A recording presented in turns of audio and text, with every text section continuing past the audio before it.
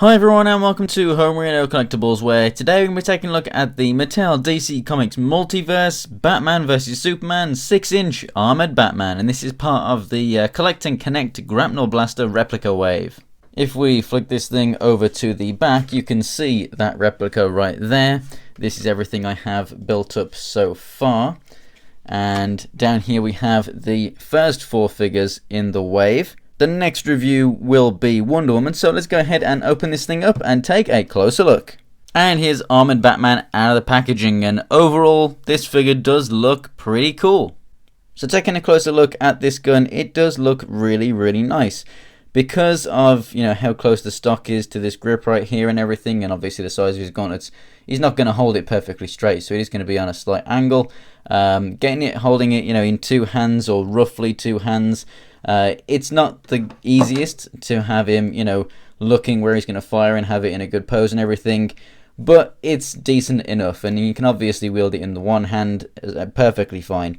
So before we do get a closer look at the figure, here's just a quick size comparison. So the Armoured Batman stands about 6 3/4 inches tall. So here he is next to the regular Batman from this line, who was just a tiny bit taller than the Superman, which we have right here.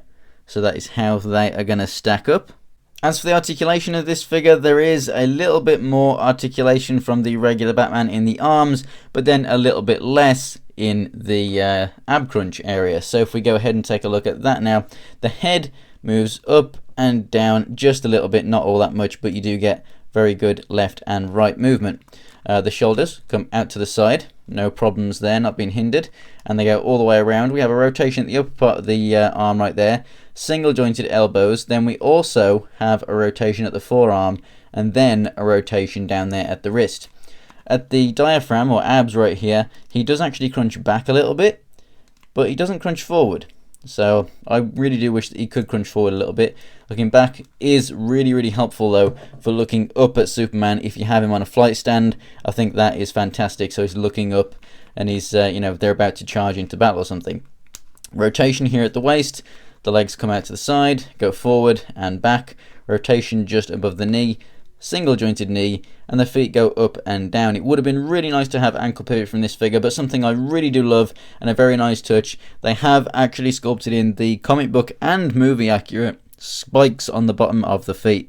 But I have to say, ankle pivot would have been really nice for this figure, considering it is obviously all a new sculpt, and they have actually added in other parts of articulation that we're not used to seeing on Mattel 6-inch figures. For example, the forearm swivel right there, which is pretty much unnecessary really. It would have been really nice to get that ankle pivot.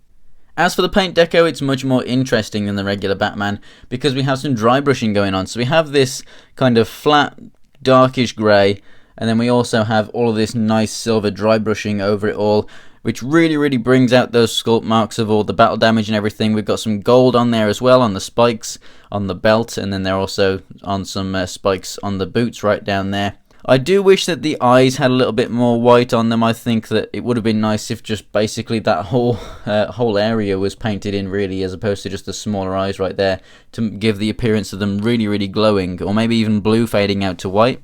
And a little bit of stubble would have been nice as well, because on the regular Batman figure we did actually get a tiny little bit of stubble on the chin, and then also we actually had the lips painted, whereas on this figure the lips are not painted, so it looks a bit plain, and it is the only bit of skin on the whole figure obviously, so it would have been nice if there was just a little bit more paint right there to detail that.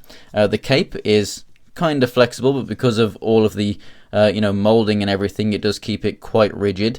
There's going to be an even more awesome one coming out in the new DC Films line, which is going to be a 7-inch figure that's going to have a posable cape and come with all kinds of interchangeable hands and weapons and batarangs and all that kind of fun stuff. So it's going to be really awesome figure. However, this one is fantastic to go ahead and stand with all of your Movie Masters stuff.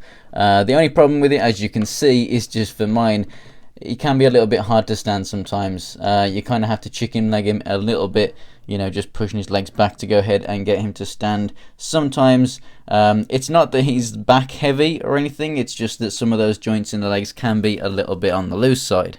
But compared to other Mattel 6-inch figures, it is a really nice step up in both paint and just general design. It's really nice to have something that's, you know, very far away from your kind of classics universe mold.